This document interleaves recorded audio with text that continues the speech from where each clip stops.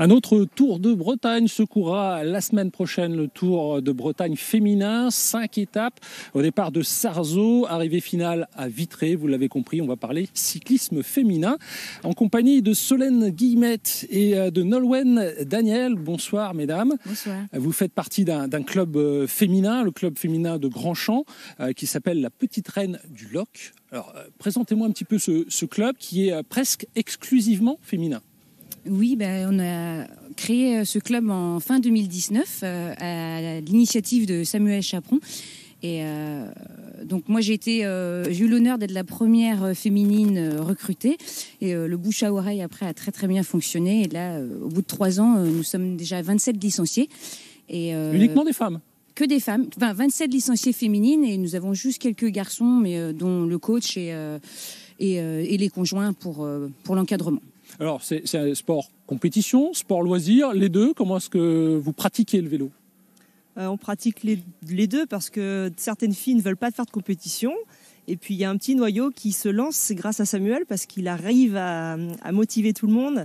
Il arrive à nous donner confiance pour pouvoir passer ce petit cap-là qui n'était pas si évident pour beaucoup d'entre nous.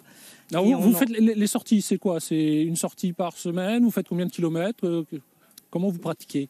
Oui, il y a toujours une grosse sortie le week-end. Alors, en début de saison, on commence par des petites sorties. Et puis, tranquillement, on augmente les distances, comme dans tous les clubs.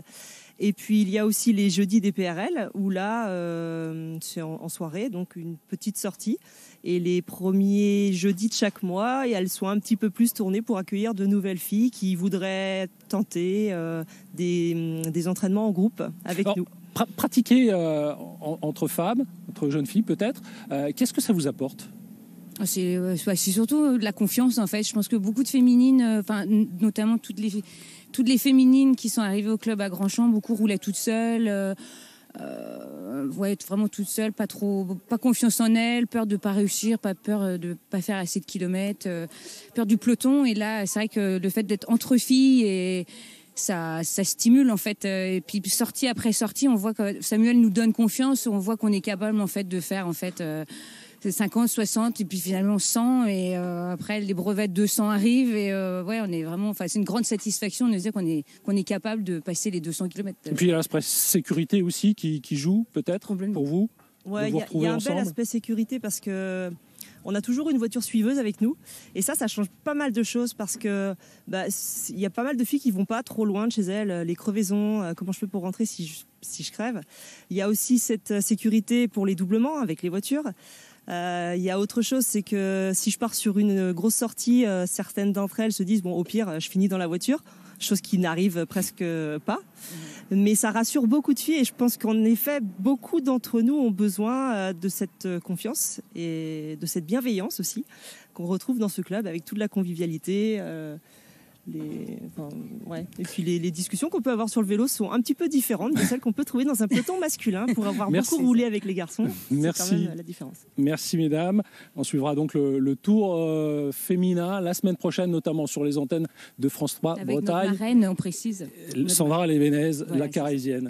Merci beaucoup et bonne route avec ce magnifique maillot que vous portez, celui de votre club. Revenons au tour masculin. Je vous rappelle la victoire du Néerlandais Casper Van Uden. Alex Baudin est toujours leader au classement général.